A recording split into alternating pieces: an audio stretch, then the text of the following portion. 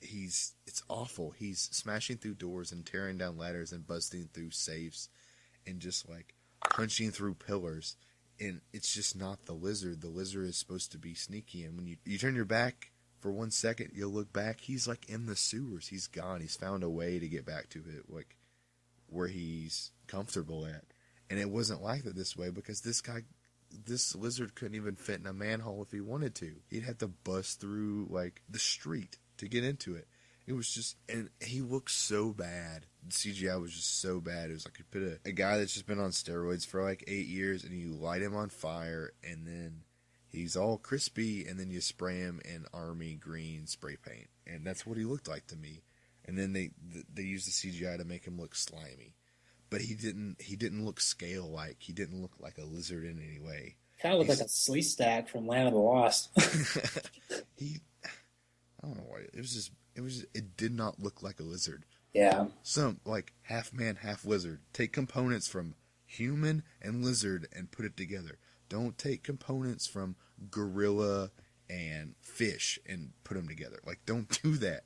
It's lizard, man. Lizard and a man. It's not hard. I don't know how they screwed that up. But killing the villain kills the whole movie. Like, every time I see him, I just try not to laugh. Like, when he's busting through stuff, and you can tell by, the bad acting of the guy that played Spider-Man. Yeah. He was not used to acting with CGI. Like, it did not look like he knew the lizard was in the room. There's a lot of scenes where it just looks like, all right, dive left, right there. Yeah, there we go. Yeah. Look at that corner over there. That's you looking at the lizard. Okay, cool. Like, and like there wasn't any fear in his face, and he was just going through the motions, just like you turn on 1 a.m. on a Saturday night on Sci-Fi and you watch one of those movies, those monster movies. It's like that to me. Yeah. Those scenes. The whole movie wasn't completely like that, but I mean, it was on that trail. But the lizard just irked me so much, it just ruined the movie for me. Yeah, it just, I don't know. It wasn't even just the way he looked. I It was his motivation, too. It's just kind of... That's a whole different... Like, what was his motivation? He just wanted to turn everyone to lizards. With gas by shooting a mortar off the top of my Skyline laboratory. Like, it's just such a lame motivation. There's no person... And he has no... See, in the comic books, he had, like, a family, so there was some kind of, like, conflict there. But here it's an emotional connection to him? Yeah, here it's just like, he's just pissed that he has a stumpy arm, and he's gonna... like, you can't relate to a guy like that just wants to grow his arm. Exactly, and... you're not going to feel bad when he dies. You're like, well, you shouldn't have tried to grow your arm back. Yeah, and I've heard from other people that this whole gas plot has been done tons of times in superhero movies. It's just done... and, going back to the whole, like, this is such an unnecessary film. I just feel like the fact that they used the lizard, who was the villain they were probably going to use if they made a fourth Sam Raimi film, it just feels like a big middle finger to everybody. Yeah. Like, hey, we ruined it for you. Yeah, we're going to give it to you anyway, and now it's going to be, like, weird. So, I don't know. But, he was just very unimportant. He just, no impact at the end of the movie. You just don't even care what happens to him. You don't care about the city. You don't care about the people that have turned to lizards. Like, he hits them with, like, a grenade at one point or something. Yeah, and a lot of these action scenes in this film are just so flat to me, and, like, they done this version of the bridge scene in this film. He's helping little kids in these cars, and it's just, I don't know. There's just no excitement or joy in these scenes. They're just like there. If at the end of the movie the whole world blew up, everybody would be happy leaving. Like, everybody would be like, "Cool, that ended really well because that was awful. Everyone deserved to die." Yeah. Okay, my last complaint. Because I could probably talk about this all day. My last complaint is the music in this movie, and there's a scene. Okay, well, real world. Let me start off with the soundtrack. The first three films have a really nice soundtrack that's identifiable, and it's Spider-Man, and it's embedded in our minds. It's so fresh, and it's a good work by Danny Elfman. And every film, a big majority of a film is the soundtrack. The other day I watched a clip of E.T. with no sound, and it's so less exciting. It's just like, oh, This is awful. You seem like walking up the spaceship thing, Yeah, and you're you just watched like, that too? don't Yeah, care, yeah. don't care.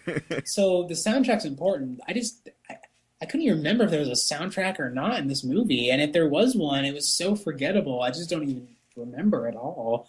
I mean, I only Um, remembered it because when they did play music, it didn't fit what was going on. yeah, there was it was just a strange soundtrack. I just wasn't sure what to make of it. It just didn't feel like Spider-Man to me. And I think a lot of things in this film, they seem like maybe if this was a different superhero movie, I might have enjoyed the film better because it Yeah, just didn't feel like Spider-Man to me. And so, but back to my last thing about the music. They shoved a pop song in here, some Coldplay song, and this awful romantic scene. Then there's a yeah, Coldplay song, and Peter Parker, who now is a skateboarder slash model slash photographer slash science whiz, all rolled up into one, is out, doing an X Games commercial in the middle of a parking lot, and they're playing this pop song, and just all my fears of this movie having this like Teen Wolf, Twilight teenager tone slashed over it, that all just came true in that moment. I just rolled my eyes because they played pop songs in the first three, but yeah, the music usually had something to do with the plot or it had to go with the soundtrack of the film. yeah. Well, it Um, had a little bit of emotion attached to it, yeah, and and, this and that's another combination with yeah developing the characters. When you play in a romance and two characters develop toward each other, and then when you play a romantic song, it kind of touches your heart because they develop those characters, and it's kind of like it cues you to get emotional. And when they don't develop those characters and they just throw a song in there, like even throw a bad song in there, it just makes it 10 times worse. absolutely. That's basically all my negatives. As far as positives, I already said that I like Gwen Stacy and her dad. Those were the two best characters I thought. And then I liked what you said earlier about him developing his powers, and we get to see that a little more than we got to see in the first one. Like in the first one, he just kind of is Spider-Man, and it doesn't really show much of him developing. And so I appreciate that a little bit more in this film. Um, but I mean, at the end of the day, it's still they changed the costume too much for me, and there's just not enough to make any of the small changes that may or any of the small things that are good to make it a good film. Yeah. I have one more negative. I wanted more scenes in the sewer.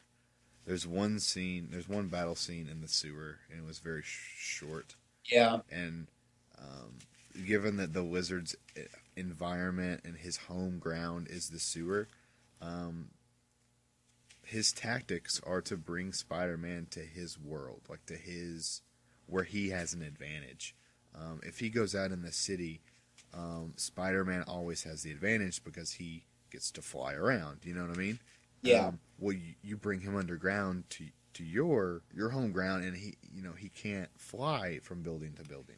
He's compressed into your world, and you don't ever see like the lizard luring him in any way. Like Spider-Man, if I remember correctly, goes down there to look for him, to try to find him. yeah, The lizard never is intelligent enough to pull him into his world, yeah, and that makes a good villain to where they can manipulate a hero to get out of their comfort zone, because when yeah, they're in their comfort zone, they can't be beat. That's why they're super. Fighting Batman in the daylight. I don't know.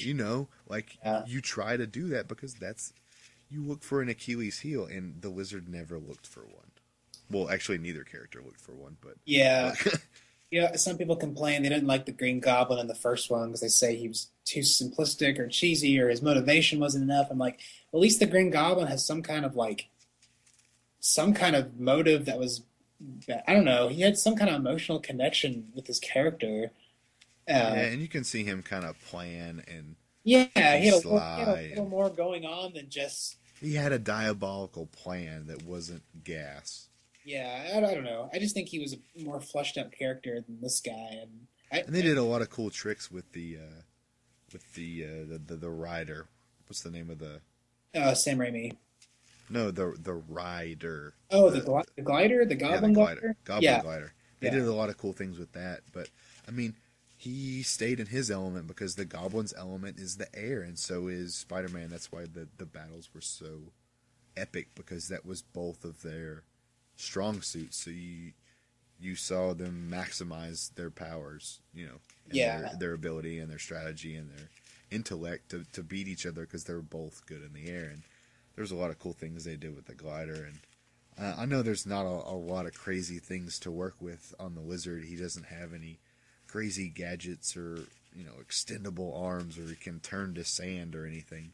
But he does have the darkness, and he's smart, and they never showed his intellect at all. And I remember in the cartoons that when he got Spider-Man, he tricked him all the time into the sewers. He lured him in there somehow. He captured Mary Jane, or his girlfriend, and brought her down there. Like, simple things like that. Yeah. Like, come to my place.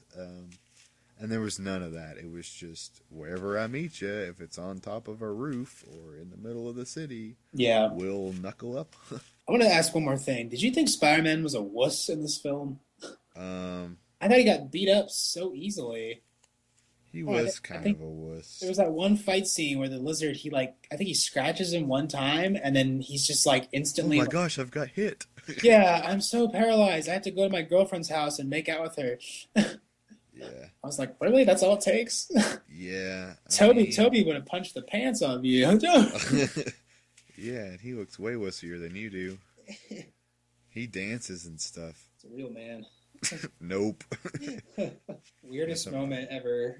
Yeah, it was pretty bad. Seeing that film when that happened. I'd still watch that on repeat for an hour before I'd watch this movie again. Yeah, I will say one thing to end this movie's review. Whether you like or hate the Sam Raimi films, I think it's safe to say that after watching this movie and then going back and watching the other three, you'll have a better appreciation for them, especially for number 2. I will personally say that I do, because I am not a fan of the first 3. And after watching this, I want to watch the first 3 again to get the bad taste out of my mouth. Absolutely.